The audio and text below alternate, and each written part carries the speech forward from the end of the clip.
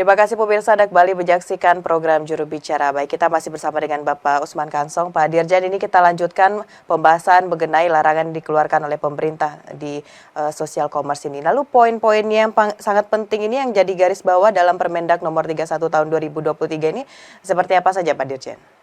Ya, yang pertama tentu saja tadi pemisahan antara sosial media dan e-commerce. Ini saya kira poin yang paling penting.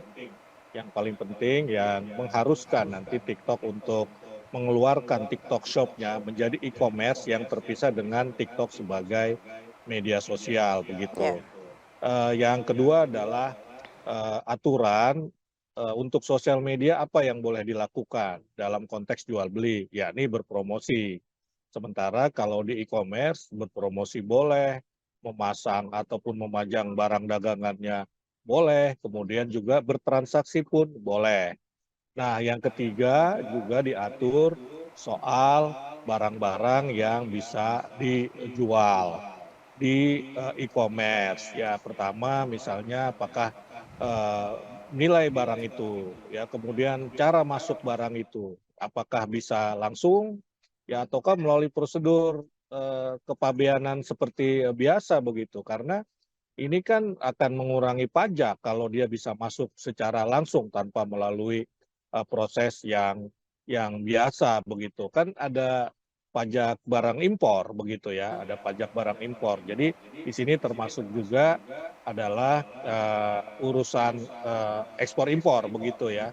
Barang dari luar itu masuknya seperti apa sih prosedurnya di Indonesia? Nah, itu juga harus ada. Kemudian juga soal harga, ya jangan Iya. sampai terjadi predatory pricing, karena kalau predatory pricing terjadi kompetisi yang sehat, karena yang satu dijual dengan harga semurah-murahnya, kemudian yang lain harganya wajar ataupun normal begitu kan. Yang lain lagi juga terkait dengan kualitas, ya kualitasnya ini memang harus dipertanggungjawabkan, jangan sampai murah tetapi kualitasnya rendah. Nah, kira-kira itu hal-hal yang diatur di dalam Permendak. Tentu banyak hal lain yang diatur, tetapi yang paling utama adalah beberapa hal tadi, dan yang paling utama lagi adalah pemisahan antara sosial media dan e-commerce. Dan jangan lupa aturan ini berlaku untuk semua.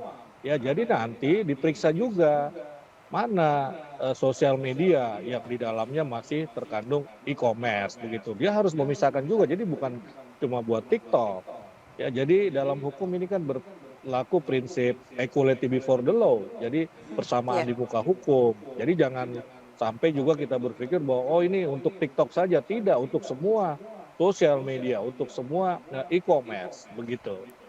Baik, berarti yang menjadi kita garis bawahi Pak Dirjen bukan hanya TikTok yang dilakukan larangan oleh pemerintah, tapi nanti bagi aplikasi lain atau pihak-pihak lain yang masih melakukan transaksi jual beli di social commerce ini juga akan dilakukan penindakan. Nah, Pak Dirjen terkait dengan penindakan ini pengawasan yang dilakukan seperti apa Pak Dirjen, dan sanksi yang akan kita berikan nanti dalam bentuk apa saja Pak Dirjen? Iya, jadi eh, Mendak ini memberikan waktu ya 1 pekan kepada TikTok untuk memisahkan sosial medianya dan e-commerce-nya. 1 pekan itu terhitung kelihatannya mulai hari Rabu kemarin, ketika Menteri Perdagangan menyampaikan bahwa kita akan memberi waktu 1 minggu. Ya, walaupun sebetulnya ketika satu peraturan itu terbit, ya disahkan, dikeluarkan, maka hari itu juga, saat itu juga berlaku ya, tetapi mungkin perlu sosialisasi sehingga Mendak memberikan waktu 1 pekan. Nah, 1 pekan itu bisa besok, Selasa, ya bisa juga Rabu.